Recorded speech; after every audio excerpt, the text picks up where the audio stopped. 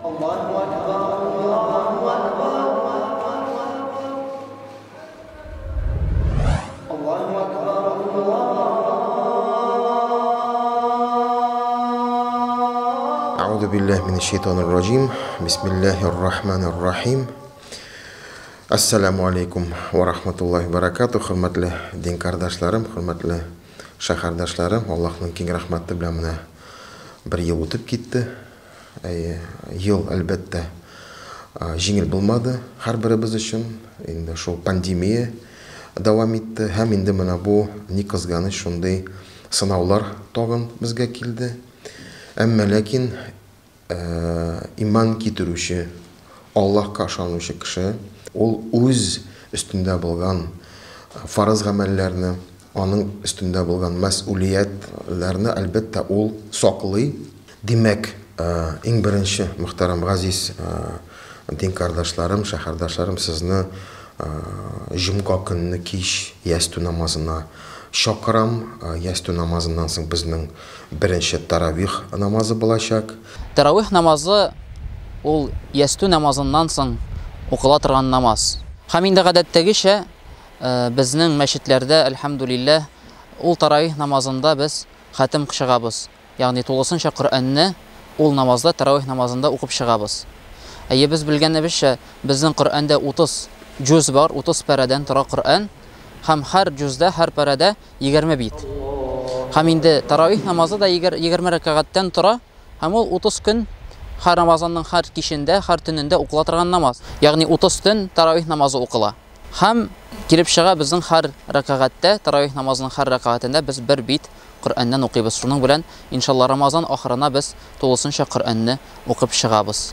Ham endi bu yil bu Ramazanni Uzak Jami masjidinde taravih namazını uzduru şol aytik javobchilik benim üstüme düştü. İnşallah biz onu Allah'ın rahmeti bilen, Allah'ın yardımı bilen inşallah başkarırız.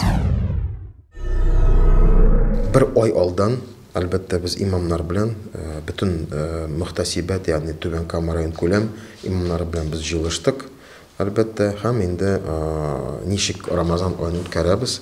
Hem endi agarda avulda mana shunday iftorlarni uyushtiruvchi bo'lsalar, albatta ular shulay kunlarni olib endi iftor uyushtiradilar. Imomlar bilan albatta biz gil ilmtada oyga bir topar uchrashamiz, yig'ilishamiz, hazırlanamiz. Xalqqa ne kadar biz yetkira olamiz, xalqni ne kadar biz undiy olamiz mana shu Ramazon oyida o'razaga. Hürmetli Tuban Kamalalar, Ramazan oyi keldi. Bu izgi oy ko'ngillardagi igilik qilib hisin tag'inda kuchaydi, qalblarni soflandira, yoqti istaliklar uyata. Shularning birisi masjidlarimizda bu izgi oyda yil sayin o'tkazila turgan ovoz oshu majlislari.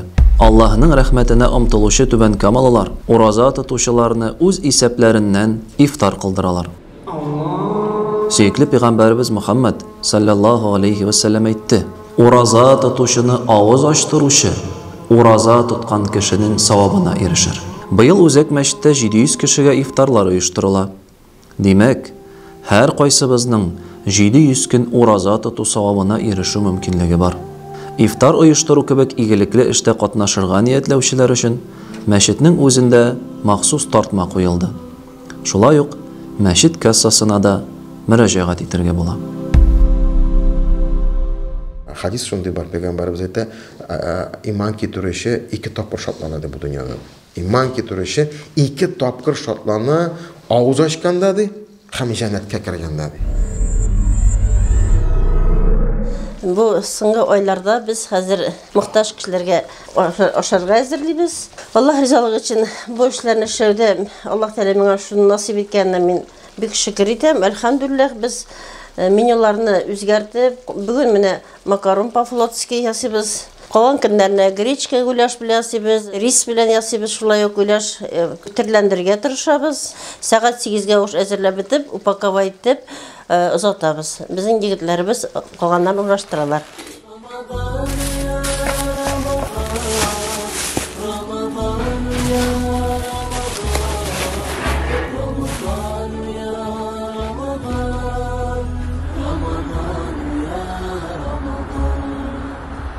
Hürmetli Tuban Kamalalar, Безнең мохтаҗларга ярдәм итү үзәге менә инде 4нче ай эшләп килә. Атнага 3 тапкыр кайнар ризык ашатабыз. Көннән-көн мохтаҗлар исемлеге арта. Һәм шушы кешеләргә сезнең ярдәмегез кирәк. Рамадану я хайра шухур, фикал махабба била шурур, фика сана, фика ضياء.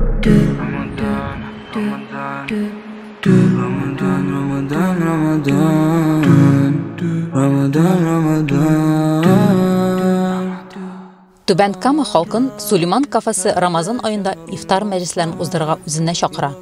Кунакларыгызга карап, 2 залның берсен сайлый аласыз. Аларның берсе 60 кешегә, икенчесе 30 кешегә исәпләнгән. Без сезгә төрле меню тәкъдим итә алабыз. Сулейман кафесында ифтарларны оештырасыгыз килсә, соңга калмагыз, ашыгыгыз, чөнки заказ бирелмәгән буш көннәр азаеп бара. Ифтар мәҗлесен зауклы залда, мул табында уздырасыгыз килсә, Сулейманнан да яхшырак урын таба алмассыз.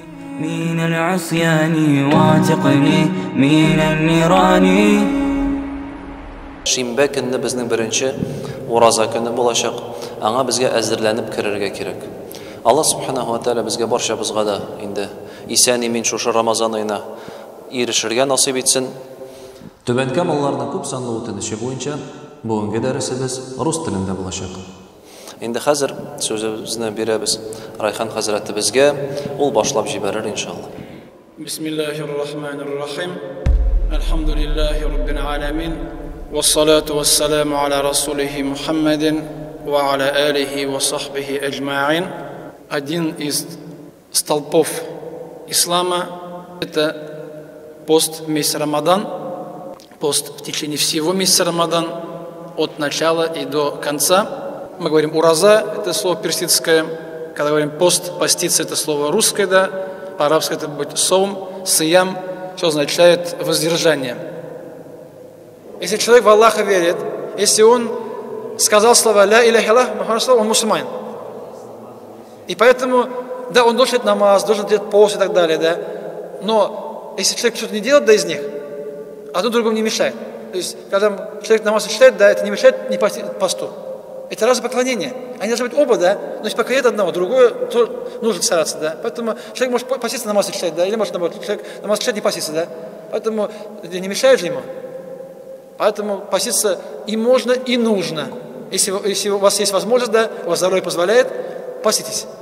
Иншаллах, потихоньку намазға басарыз, да, потихоньку. Потому что, видите, понимаете, что-то вещь. В Рамазане так, да, читать намаз будет проще, чем в другие месяцы. Начинать. Потому что месяц Рамазан, говорят, благие дела делать легче, чем в другие месяцы. А вот тогда, это такой баракатта, да, ой, месяц благословенный. Инде бүген алган гыйлемнәребезне файдалы гыйлемнәрдән кылсын. Һәм бу гыйлемнәрне кулланып, Рамазан аен тулысынча башыннан ахырына кадәр сәламәт хәлдә уразаны тотып чыгарга җиңеллек бирсен, ярдәмен салсын.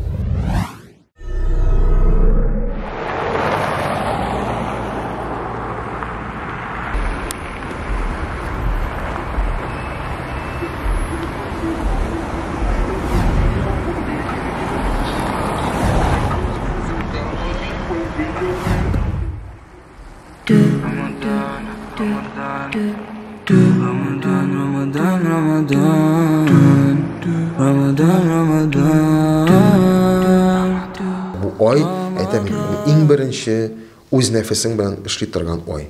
Үз хылыгың белән эшли торган ай. Иң беренче шул. Әйтәге ашамыйча, эчмичә газапланып бирү торган ай түгел, ә менә рәхәтләнеп, синең җаның рәхәт сизергә тиеш. Шөкер Аллаһ Тәгалә безгә ярдәм итсен.